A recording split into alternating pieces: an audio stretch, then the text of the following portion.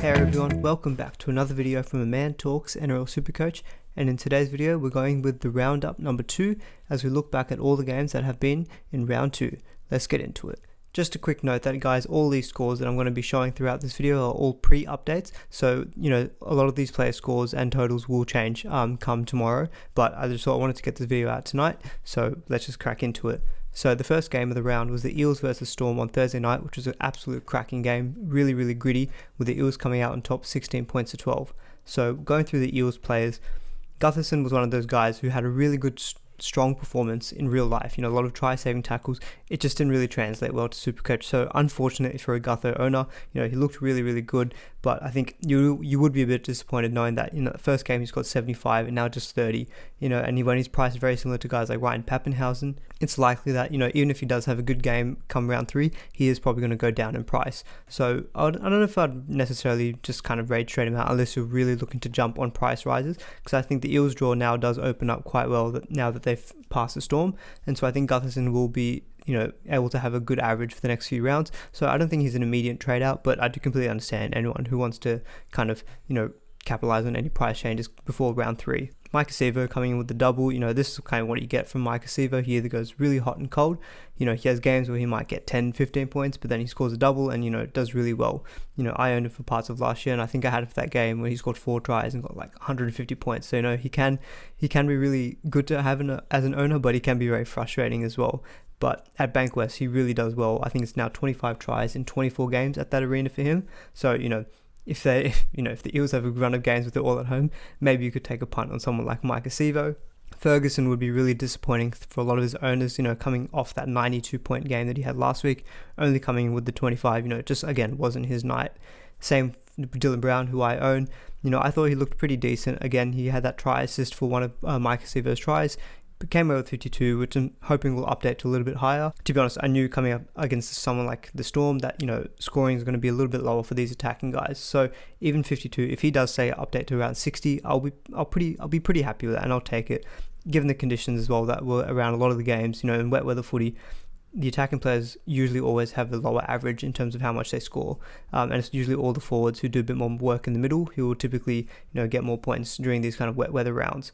So I'm not too disappointed with the 52 from Dylan Brown. I think the key guys to be talking about at the Eels are going to be Reid Marnie and Junior Paulo. They're going to have a lot of trade-ins next round. Reid Marnie had a really good game again, coming off that massive 130 game he had last week, and he looked again pretty involved, had that try assist, makes a bunch of tackles, 52 of them pre-updates, and I think he's going to have a lot of new owners come next round. Junior Paulo as well, I think I've mentioned in some responses to people, they were choosing whether Junior Paulo or Takiaho, and I thought you can't really go wrong with either of the two. I went with Takiaho because I thought that goal kicking really would elevate him, but Junior Paulo has just come flying out of the blocks. He scored a try in both of his first 2 games, and I wouldn't be surprised if that A3 potentially even updates to even more. So I think if you're a Junior Paulo owner, you'd be really happy, and I think if you don't own him, I think he's obviously a very good trade-in. If they kind of keep up this rate, I kind of thought that Junior Paulo, Takiaho and Payne Haas could be the top 3 averaging front row forwards, and so far Junior Paulo is really putting his claim up for that. So I think really strong performance from him again. Ryan Madison, he had that really awful looking head knock, coming anyway with the 36 points, which was a shame. I kind of actually made the decision, which I did have a bit of pushback on, was given that Madison has had that injury and he has had concussion history, I thought it'd be potentially worthwhile to maybe make that switch in terms of trading out Angus Crichton this round, even though I did advise to hold him this week, and I would have taken up my own advice if Madison hadn't gone through that game injured, because then what I'm going to plan to do now is, with that Madison injury, I'm expecting potentially that he might miss some time. If he doesn't, then that obviously he'll be a hold for me, but if he does, then obviously he'll be a trade out, and everyone's everyone who owns him really. And so I thought potentially I can trade out Crichton to bring in a gun replacement, and then use Madison as a placeholder for Crichton for next week. So it is using an extra transfer to kind of bring in Crichton in and out of my team, but I was able to squeeze in an extra gun player with Brian To'o, who I mentioned in my trade thoughts video. But yeah, really a shame for Madison. Even that 36 and 46, he was looking like he was going to carry on to get a 65 plus point game, as he always does, but just wasn't there for him. I think as a result, Isaiah Papali'i is going to have a lot of interest, given that he's priced, I think, around the low 400k mark, and he's done really well in his first 2 games. That 59-point game, potentially what I'm with Madison, if he is out of this Eels side moving forward for the foreseeable future. I don't know if he'd be playing in the middle or he'd be playing on an edge. I think so far he's been coming on and playing in the middle, which is where he's been able to get through a lot of work.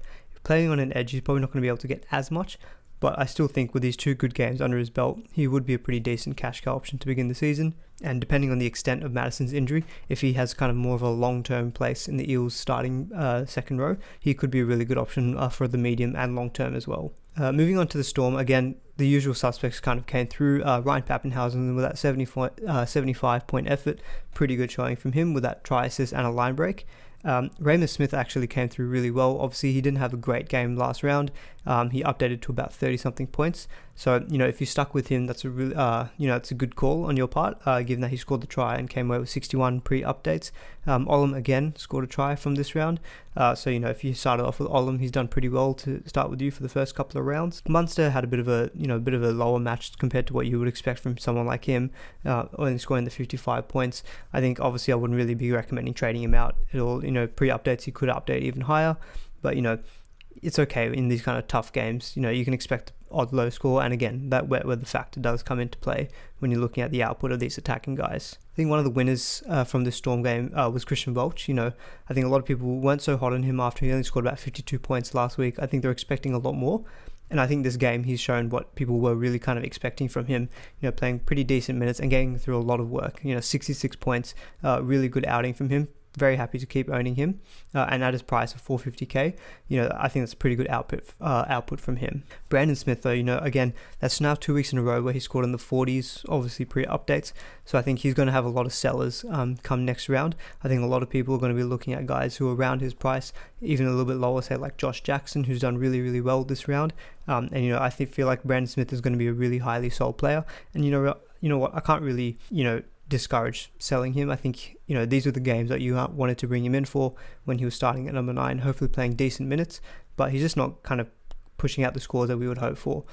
So I think Brandon Smith I'd probably see as a bit of a sell option for next round, given that with every round Harry Grant comes closer to returning, which again I think will impact on Brandon Smith points. Aside from that, not too much else to touch on. Tui Kamikamica has actually had 2 pretty good games off the bench, so he's someone I'm keeping my eye on in terms of, let's see what his score updates to. Can't quite remember off the top of my head what he's priced at, but he could be a really good kind of cash cow option in your forwards as well.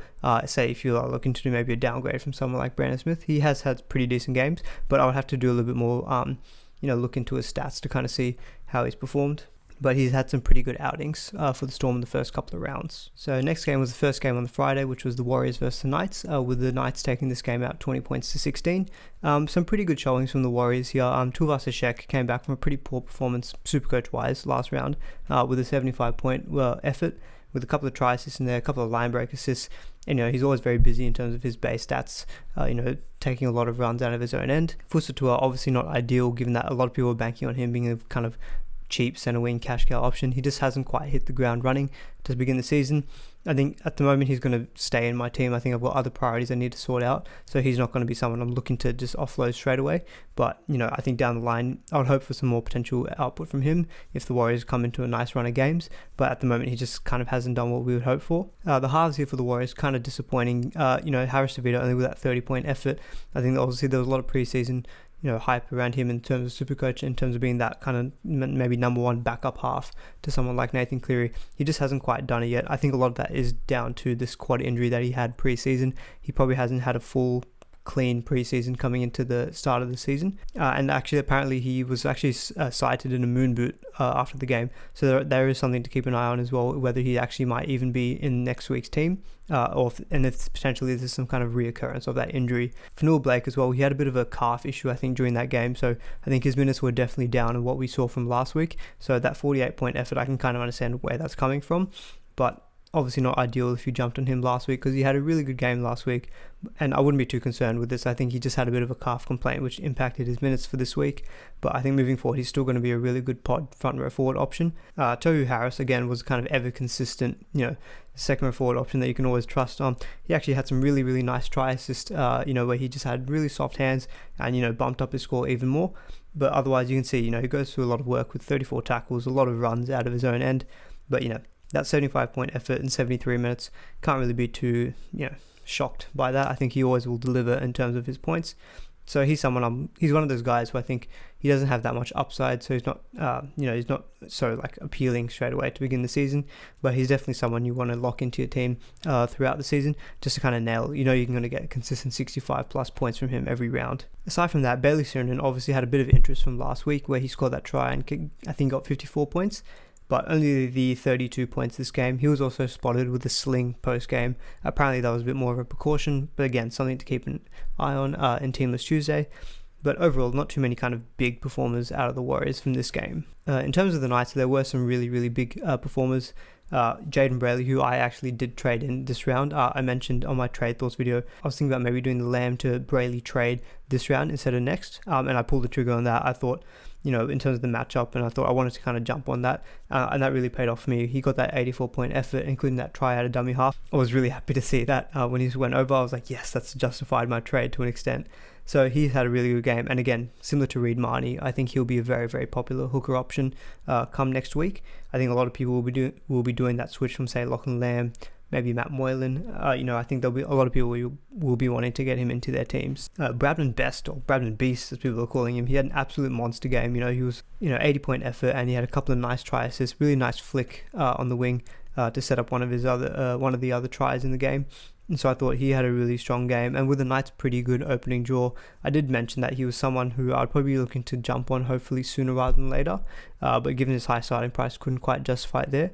So he might be one of those guys who I just really want to get, but have to kind of wait on a little bit as I try to maybe sort out other aspects of my team. But again, very good showing from him. The props for the Knights didn't have quite the game that they had last week. Clemmer, obviously, 59 points in the 52 minutes. His minutes were a lot down from last week, but still had a very, very good PPM, and 59 points pre-updates. You'll take that as a Clemmer owner. I think if he's ever getting to the 60, 65 points, which he may do come updates, I think you'll be pretty happy with that as an owner. Dan Safidi, on the other hand, obviously only the 43 points is a bit of a shame considering that he had that massive score last week.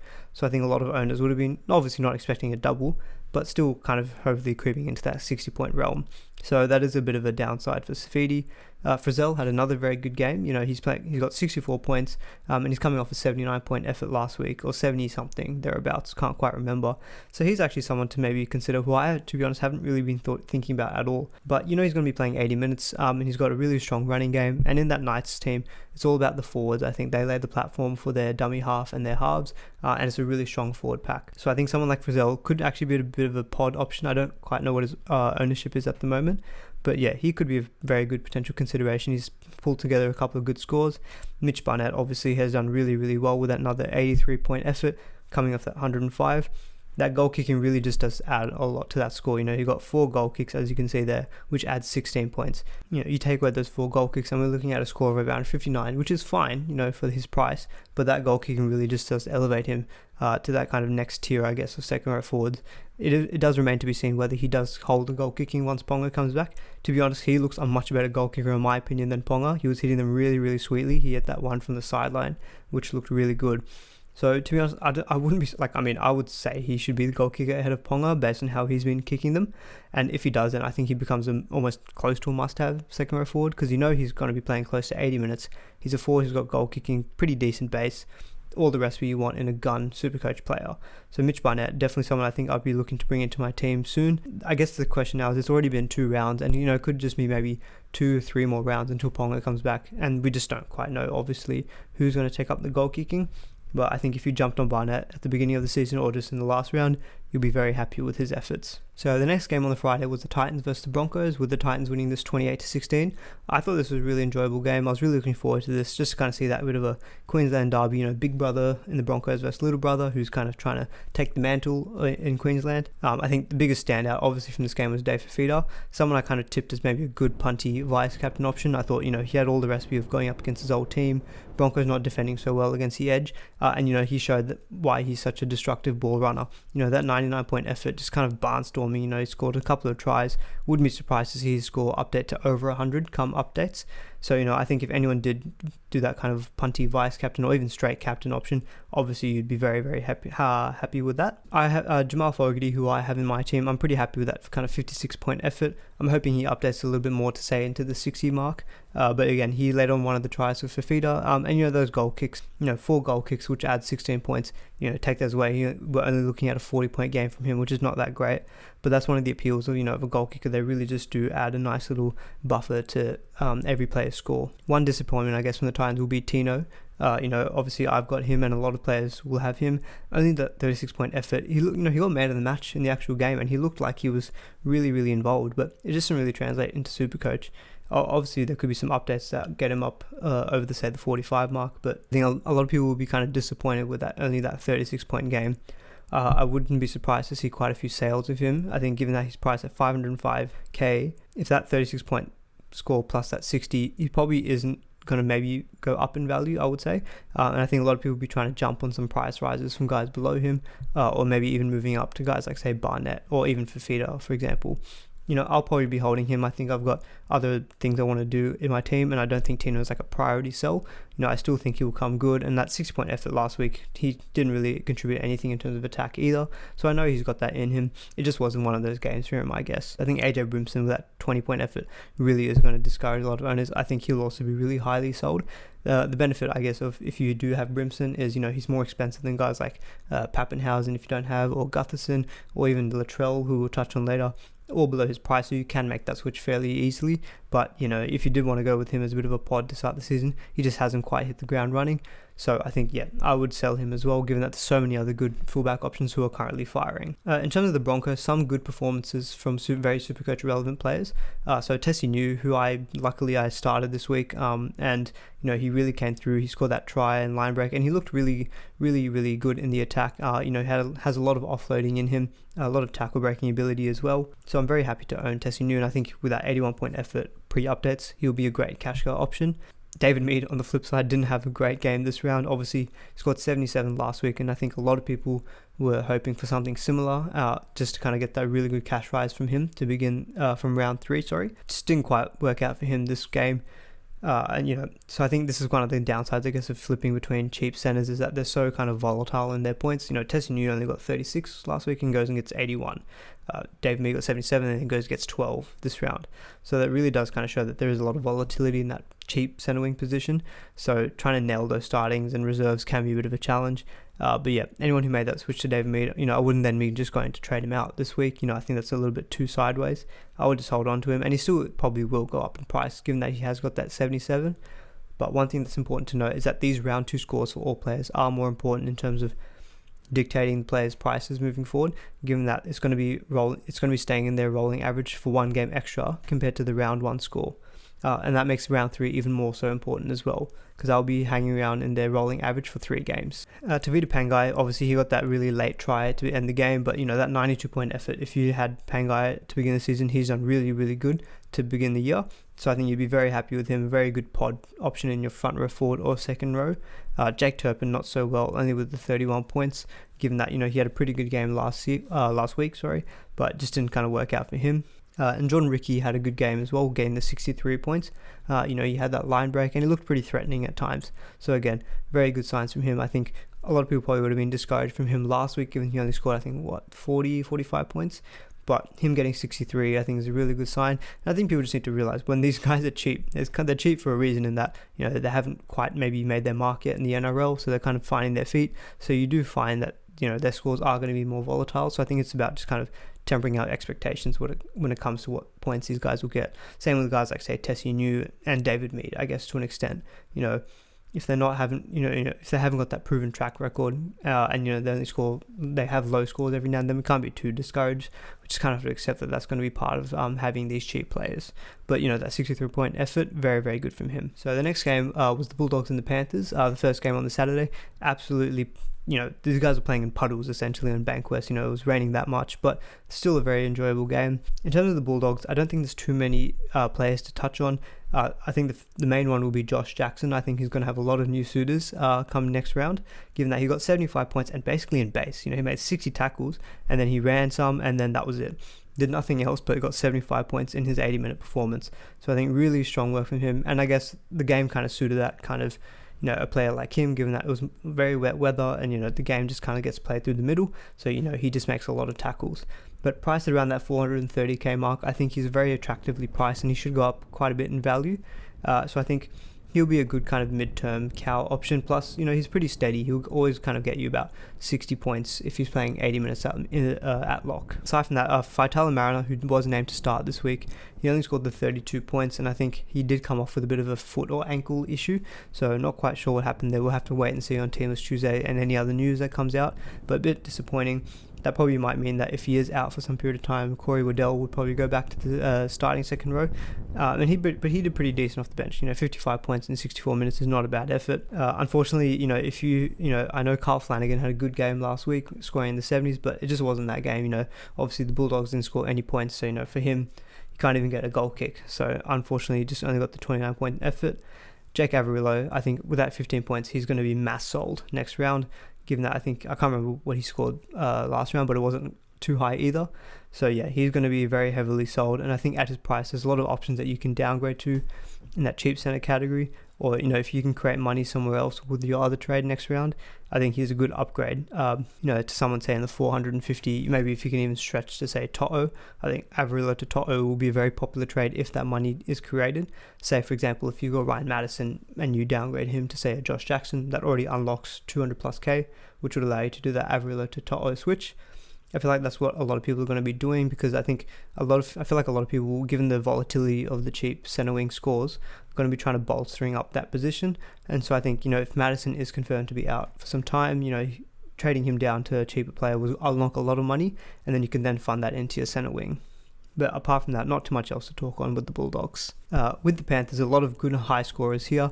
Obviously a lot of SuperCoach relevance. Brian To'o, who I did bring in this week, scored 50 points basically in base. He didn't score a try, but he made a lot of runs out of his own end, a few tackle breaks. So 50 points in the wet when he didn't even score a try. I'm pretty happy with that as an owner. I did mention in my video that I was happy to take that risk of, playing in wet weather where he probably wouldn't get too many points. I could have gone with someone like Mitch Barnett, which obviously would have benefited me with the points, but I was happy to kind of, go bolster up my center wing position. Momirovski had a pretty good game with a double. The glaring error in that backline is going to be Charlie Staines. Obviously he's owned by more than half the game, I think, at the moment, and getting only 11 points after only getting 18 last round. Obviously he's going to be mass sold as well. And my opinion on him is I'm not quite sure yet what I would do with him, because obviously at his price, if he has, with those two poor games in his average, he's going to go down a lot in cash. But he's still playing in a good Penrith side who have got a good draw. So I feel a little bit, not so reluctant, but I don't know how it feels just to trade him out straight away. Obviously at 300k, you can unlock some money out of him going down to another cheap center. So that is an option to create more money that you want to put in the rest of your team. But I don't know, he's potentially could be a bit of a hold for me, just purely because he's playing in a good Penrith side and they've got a good draw coming up. But I can completely understand why a lot of players will be trading him this round. I think he is going to cop a big price drop, and I don't think that's ideal obviously to begin the season. So yeah, I'll see Charlie Staines. Wouldn't be surprised to see him in the top 2 most traded out players. A Charlie Staines to Toto trade I think would be very popular as well. Jerome Luai and Cleary, obviously the halves just keep killing it for the Panthers. I think anyone who went on Jerome Luai and Nathan Cleary to begin the season have been doing very, very well. I kind of low-key am regretting going Dylan Brown over Jerome Luai. Luai is cheaper than Dylan Brown, and his first 2 games have just been, he's done really well. He looks involved on that left side of the attack. Obviously, they versed the Bulldogs this game, so, not the best opponent. So, you can expect the high points, but yeah, very good output from him. There is some issue with Nathan Cleary in terms of he did have that concussion issue during the game. From all reports, obviously they do have a short turnaround given they're playing on the Thursday against the Storm, but from all reports he should be okay to play, but definitely one to keep an eye on, because obviously Nathan Cleary is the best halfback that we want in SuperCoach, so it's really important that we have him in our side. In terms of the forwards, a bit of a rocks and diamonds I guess you see there. Kurt Capel, bit of a rock, only the third 3 points this game. Coming off that 68-point effort, I was really hoping for more from him. Kikau just showed why he's so damaging, scoring a couple of tries. Something I did flag in my second row forward video is that if you have someone like Kikau, he does give you these massive 100+ point games because he can get huge scores, but then he does chuck in like a 30-40 point game in there. He is very inconsistent, so you kind of just have to ride the waves with him. James Fisher-Harris, pretty solid game, getting 61 points there, mainly just in base, as he always does. Spencer Leniu, 39 points off the bench in only 31 minutes. Very happy to see that. He'll probably just be a decent cash cow option coming off our bench in the front row forward. But yeah, apart from that, I think the story of this Panthers game was, they just look fit and firing. They were coming up against a hapless Bulldog side, and it was just a masterclass by Jerome Luai. So the next game on the Saturday was the Sea Eagles and the Rabbitohs, with the Rabbitohs taking this one out 26 points to 12. In terms of the Manly Sea Eagles, I think the biggest story coming into this game was Andrew Davey getting that starting second row forward spot. And then also with the news of Curtis Sirinen being out for I think at least a month with some injury issue, meant Jack Guzewski was coming back into the second row forward lineup. So I think everyone was pretty keen to see if Andrew Davey could be locking down an 80-minute role, but unfortunately the poor dude, I think it looks like he's done a torn ACL and his season is probably over.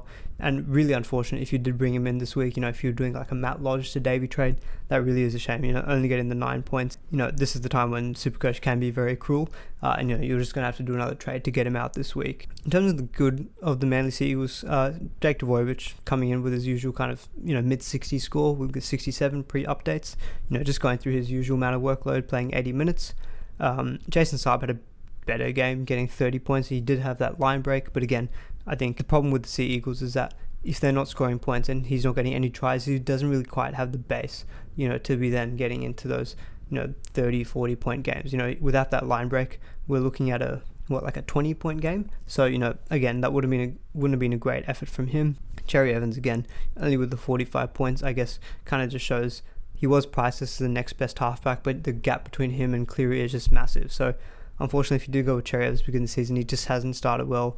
And the Sea Eagles overall, I would just kind of maybe just generally avoid their attacking players. They just don't seem to be clicking at all at the moment. If I had to only really go with one, it'd probably be Jake Dvojevic at the moment in your second row forward. Josh Schuster playing off the bench was quite interesting though, given that he's priced pretty cheap at I think 203k. I think a lot of people were hoping to have him be the starting 5'8" for the Sea Eagles and be a good cash cow option. What will be interesting to see is that now that Davey is out, as well as Curtis Sirinen, who's maybe going to kind of form up that forward pack. I think potentially Zach Sadler might come in, maybe even Ben Dvojevic. I think there's another guy, but I can't quite remember his name. So there are some options who might fill in, given that it looks like the depth is running out at that position. So definitely something to keep an eye on Teamless Tuesday. There might be a hidden cash cow option coming out of that Manly Sea Eagles forward pack. With the Rabbitohs, obviously the main guy here was Damien Cook. I think obviously he didn't have a great game last round, and I think a lot of people would have been selling him.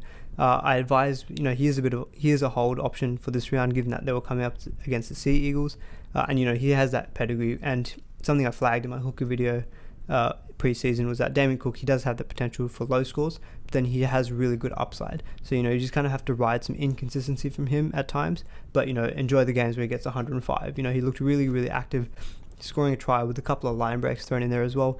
Throw in 50 tackles, and that's just how you get these massive scores. Trell looked very good again as well. Scored a try assist, line break, and he got 72 points, and that included a sin binning as well for something which I thought was a little bit harsh. So without that sin bin, we're looking at an 80-point game from Latrell. So I think if you have Latrell, that was a great shout for the first two rounds, given that he scored almost on par with someone like Ryan Pappenhausen, and he's 100k cheaper. So I think if you've been able to kind of avoid Pappenhausen and go with Latrell, really good option. And I think the draw does open up a little bit now for the Rabbitohs. They've got the Roosters next game, obviously, which will be tough. But then after that, I think they've got the Bulldogs and the Broncos back to back. The Rabbitohs could do really, really well there. So I think, obviously, if you have Teddy and Pappenhausen, it's hard to trade either of them out for Latrell. But if you have Latrell, I think you're laughing and you'll really enjoy good points for the next few rounds. Alex Johnson again showing his good pod value with 67 points. Scoring another try with a couple of line breaks. I think he got 77 last round and 67 pre-updates. So very good first two games from him. This is the benefit of someone like Alex Johnson. The left side of the Rabbitohs is deadly, and he's a deadly finisher. So you can always expect him to be getting a lot of tries. So I think in those easy games you could easily see him getting like doubles against the Bulldogs or the Broncos. So he might be a bad kind of pod center wing option. If you are looking to kind of move off Staines or Averillo, and you don't want to quite make that jump to say Brian To'o, I think he's priced around 30k cheaper. He could be a good pod option if you want to get into that Rabbitohs attack. Cody Walker, strangely enough, he scored a try, but he still only scored 39 points. Looking at the NRL SuperCoach live stats page, it looks like he's due potentially for getting extra 20 points. I think they've paid him potentially with a try assist and a line break assist, which the actual game hasn't given him yet. So we could see his score go up to say 59, but again, 39 points. As a non-owner, I'm very happy with that, but given that I would like his price to go down, and then I want to pick him up for those easy games against the Bulldogs and the Broncos, where I think he can do really well. But obviously not a great score from him this week. I did flag him as a potential vice-captain option. Obviously, if you went straight captained him, that would have been a shame, because obviously that's not what you want to see from your captain. But yeah, obviously I wouldn't read too much into this game. It just he scored a try. It just wasn't one of those games where he kicked on and got like a high score. In terms of the forwards, Cam Murray had a good effort, getting 62 points in his 80 minutes.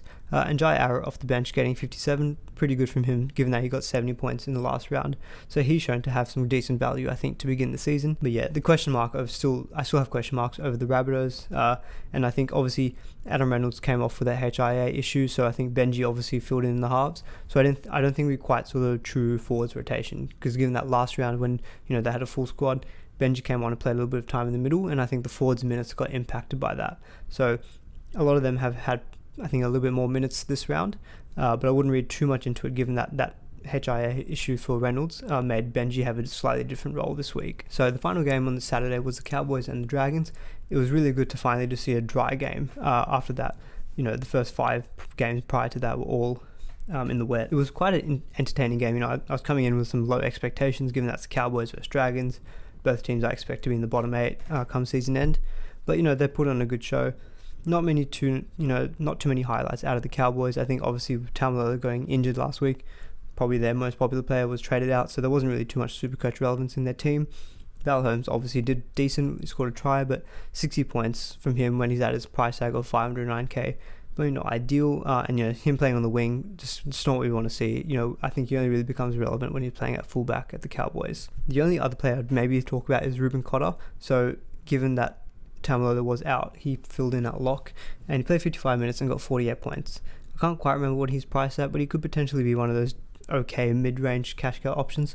But I think it's one of those things where I'll just wait and see how his minutes shape up and what his points output will be before I can jump on him. I wouldn't just be jumping on him now that he's seemingly got this number 13 role for the Cowboys. So the Dragons, quite a few good performers here. Now, guys, I don't know how much you're going to quite believe me, but when I was doing my pod video and captains, when I was putting together the pod backs, for about 10-15 minutes, Ben Hunt was in there. Because I thought, he's got 74 points in his first game. He's coming against the Cowboys. I think I can't quite remember who they're versing next round, but the next couple of games aren't too bad. Could I have Ben Hunt in my pod backs? And I thought, nah, don't do that. That's stupid. And then he comes out and scores 114 points. Guys, I need to go with my gut. I can't believe he's doing so well, and he really is a pod option. I think he's only owned by about 1 or 2% of the game. I think their next couple of games are pretty good. So at 450k, could he be the backup half that we're all looking at? I was thinking of guys like Harris Savito or Jamal Fogarty, but Ben Hunt could be the guy that we're looking for. And he's got halfback and hooker dual flexibility, which can come in handy during the season when you're trying to maybe tinker with your team. But yeah, really, really good effort from him. I don't know how much stock I would put into it, given that it was the Cowboys this week and the Sharks last week. So 2 relatively easy opponents, but given that 114 is now going to be in his rolling average, I would expect him to go up in value. Good games again from like Zach Lomax scoring the try, the 66-point effort, again, pretty good from him, but I just don't think he's going to be obviously very popular at the moment, given that he's got that high price tag. But good to see that he's still being able to produce some consistent points, so that we can maybe jump on him later on the season and know that he's still going to provide some good output. And Daniel Alvaro with 66 points off the bench is a really good sign in just the 50 minutes. So I think he was flagged as potentially a good cash cow option in the front row to begin the season. I would maybe look and wait. I can't remember what he scored last week, but 66 points off the bench is a really encouraging sign. Terrell Fumiona with the 41 points pre-updates, I'm pretty happy with as well. He got 56 last week, and if you update to say the 50 mark in this game, I think he'll go on to make some decent cash come next round. So if you're looking to just kind of create some money and downgrade one of your second row forwards, I think he could potentially be an option. But he does have that trap tag attached to him, given that he's been like a cash cow option in SuperCoach for like the past 3 years, which isn't a great sign, because he's never been able to lock down a good role in his team. So the first game today was the Tigers versus the Roosters at Campbelltown, with the Roosters just hammering the Tigers 40-6. I thought the Roosters just were on a roll, but starting with the Tigers, I think there were some good notable performances here. Dane Laurie, I think, looks like a really good cheap cash cow option, and potentially even a season-long keeper at this rate. He looks really, really involved, like a bit of a live wire. He just seems constantly around the ball. 58 points from him, very good effort. He had a couple of line breaks in there, and really good output from him. So I think if you don't have Dane Laurie yet, I think he probably becomes a number 1 priority to bring into your team next week, just to jump on those price changes. And it looks like he's a pretty decent points producer as well. Jacob Little, obviously very popular cheap hooker option, got 68 points with that try. I didn't play him this week, but good to see him still getting those points that we know he's going to go up in value. Again, one of those guys who, if you don't have, say you kind of wanted to wait and see on his minutes coming into the season, I think he'll look to go up pretty decent in price come round 3. We did see a bit more of that kind of rotation that we expected. He did go off. He did look like he had a bit of a head or neck issue, but I think the commentators said that it was the standard interchange and not a HIA. And Moses Mbai filled in at number 9. So he played 51 minutes, which is maybe what we were kind of normally expecting, 51 to 55 minutes. So I think to begin the season, he'll be a decent cash cow option, but if he's consistently playing that 50 minutes, I think at some point during the season, we'll have to offload him. But he'll make some good money to begin the year. Joe Offengawi, not such a good effort from him. Obviously, I think a lot of people were interested in seeing how he would go this round, given he got 56 last week, but only the 35 pre-updates is not too good. I would maybe wait and see another week on him before looking to get him into my team. Alex Twal had a pretty good effort doing Alex Twal things, just gets to a lot of work in the middle, 60 points in 51 minutes. But there's no real upside with him, but you'll take the 60 points from your second row forward player. And Stefano, or Tukumanu getting 46 points off the bench in 39 minutes is a really good sign. I think he'll look to be a really good cash cow option as well. And so I think he'll be pretty commonly owned, but that 46 points will help boost up his price rise come round 3. Now the Roosters. Where do I start? We've got 3 guys here getting over 100. I don't think I need to talk about Teddy. If you don't have Teddy, look to get him into your team because he's done what every non-owner wouldn't want him to do. They were all hoping that he would go down in, have some couple of poor games and go down in price, and he's just cranked out 162 and 107 pre-updates. I think he's owed a lot more tackle breaks. Maybe he looked like he was slipping away from tackles with ease today's game. So I think his break even is actually quite low, and I think he was probably going to go up in value come round 3. So I think this is the time to get Teddy because once he goes up in value, it gets even harder to get him. So just get him into your team, and trust me, you'll feel a lot better about your side in general. Now, Brett Morris getting 130 points. Again, this is something I was thinking about doing in my pod video. I put in Joey Manu as a bit of a pod. I really wanted to get one of the Roosters centers or wings in there, given how red hot they've been to start the season. I put Manu because I thought, Brett Morris is a bit too expensive. 620k. Is he value? He just got a hat trick. And then he goes out and gets another hat trick, guys. 131 points. Unbelievable. This round, I did that Angus Crichton switch to Toto. Looking back, obviously it's hindsight, but doing that Crichton to Brett Morris move would have been really nice. It's really interesting conundrum with Brett Morris. I think he really I can't even say it was just the tries today because he looked really involved. That right side of the Roosters just looked deadly. He was running around getting a couple of line breaks. He had a try assist for Teddy's first try as well. Obviously he scored his 3 tries. So I can't even just say, if he just doesn't score tries, he's not going to get points. If you take away those 3 tries, what's that? 51 points. That's still 80 points he got without any tries, which is unbelievable. So I think you're still getting your money's worth, even if he didn't score a single try today. So, I think the Roosters look like they're red hot to begin the season. I don't quite know who their opponents are coming up. Obviously, they've got the Rabbitohs next round. But the way the Roosters are playing, they're really looking to bounce back, I think, from how they ended last season.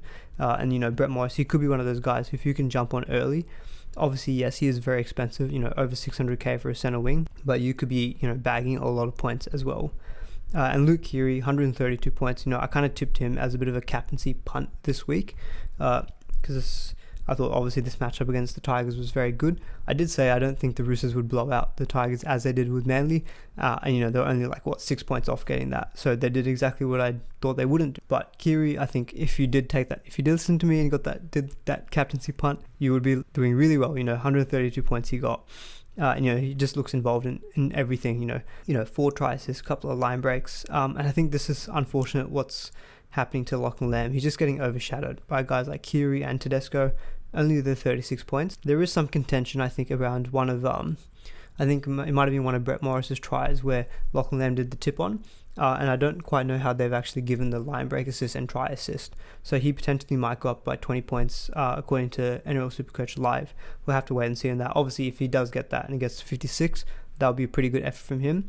But if it's just 36, I think, not great output from him. And I think there's something I didn't really think about too much, to be honest, when I was choosing him in my team to begin the year, how much overshadowing he was going to have compared to guys like Teddy and Keary. So I sold him this week for Brayley. I'm not too I'm pretty happy with that trade that I've done. And I think he'll be very heavily sold this week as well. In terms of the forwards, Tupanua again had a really good game, scoring another try. He just looks so gangly and just like impossible to tackle. So I think I did mention, in some comments to some people who've asked about him, I said he doesn't quite have the base stats, but he does have this capability to get attacking stats.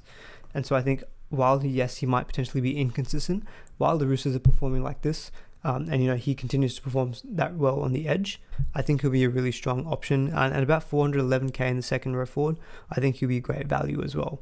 So he's actually someone I'm really looking to maybe bring into my team at some point during the season, and hopefully sooner rather than later. Taukei'aho with the 63 points in the 54 minutes. I think he played the full 54 minutes straight before getting subbed off, and I don't think he came back onto the field. I think obviously the Roosters had the game pretty comfortably won by that stage, which I guess is one downside of Taukei'aho, in that when the Roosters do well, they tend to rest their starting forwards quite a bit.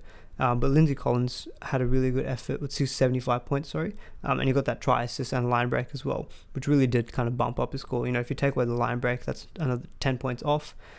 Take away the try assist, I think that's 8 points, but he still would have been getting in kind of the 50s for at his price, pretty good value. And I did mention him in my pod video as maybe a good mid-priced cash cow option, and he's looking that way at the moment. So the final game of the round was the Sharks versus the Raiders, or with the Raiders just winning this one 12-10.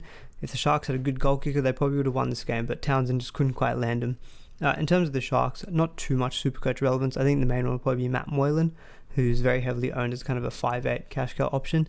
Unfortunately, he just didn't do that well this game, only the 17 points, which is a bit of a shame if you do have him, given that he had a pretty good game last round, in the 50s. But I think this is not going to really help too much in terms of how his value is going to increase in the next few weeks. So I think he potentially does maybe become a bit of a sell.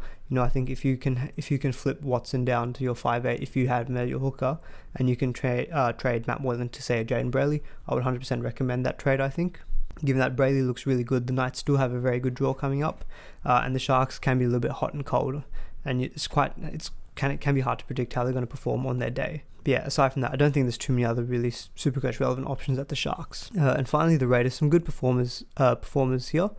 George Williams seems to just be kind of ticking along. He had a really good game last week, and he's come in with another 67-point effort. Pretty good for his price. Obviously, his score is slightly boosted by the goal kicking, which he'll lose once Croker comes back. But, he still was able to get a try assist. So I think if you picked him up to begin the season, pretty handy kind of backup halfback option from him. He's been able to tick over with some decent points. Josh Hodgson and Josh Papali'i coming in the 50s, not ideal. I think if you have Hodgson, given that he only scored in the 30-something last week, I think he'll be very popularly sold to Jaden Brayley this round. I can definitely see that trade, or potentially going up to Reed Marnie. In terms of what you want to do with Hodgson, I think it really depends, because I think I've never been too hot on him in a Supercoach way. I think he always kind of hovers around this 55 mark. But I think Jaden Brayley, who seems to be performing just as well as him and is a little bit cheaper, I think he could be maybe a better option. But I think Hodgson, if you're looking to get in on that price rise, I would probably do that trade to Brayley. And Papali'i, I think with that 58 points in 51 minutes, not a bad effort, but at his price, I think it's hard to kind of be okay with that. I think you're probably hoping for more of those 60, 70 point games. I think he typically, does this way. I think it becomes say mid to end season, he really then does start to fire. But I think to begin the year, he can be a little bit slow. Hudson Young coming in with a pretty good game again of 76. Backing up his 79-point effort last week, scoring another try. I guess that does show he has got really good attacking potential for these tries, and the Raiders do typically seem to score a lot of tries on their edge with their second row forwards and their centres. Not much going out to their wing, sorry Bailey Simonson, but yeah, pretty good effort from Hudson Young if you did pick him up last week. At 470k, he can be a little bit awkwardly priced. I think, to be honest, if I was going into that price range, I'd probably prefer some guys like, say, Tupanua or Josh Jackson, I think. But, I still think a pretty decent pod option if you wanted to go there. Tarpany coming a bit more down to earth this round with only the 46 points. And again, the minutes, just only 42 minutes. It's a bit hard to kind of get a read on the minutes rotation with the Raiders forwards. But Ryan James, I think, is definitely someone I'm now eyeing up. He made that line break and had a pretty good effort in terms of his work rate, making 24 tackles with quite a few runs thrown in there as well. Getting the 58 points, scoring the 69 last week at price at 230k, I think he's definitely going to be kind of one of my number one targets for this week. I'm already seeing in my head, pending any surprises from Teamless Tuesday, doing that Madison to Crichton switch and potentially trading out one of my centre wings, maybe a Charlie Staines or a Jason Saab, into my second row. and getting in Ryan James, because I think he looks to be going up in value quite a bit. And guys like Staines or Saab are probably going to drop in their first price change. But yeah, so Ryan James, I think he is looking better and better as an option. Obviously, there's still a bit of that question mark over the Corys, but he seems to be performing very well, and it can be hard to drop someone like him who has got that kind of good veteran presence, and he is making a pretty good impact at the Raiders in terms of what he's showing on the field. So I think 230k, it's not a horrible investment in terms of if he's so low priced. So I think it's fine to maybe jump on that initial price rise.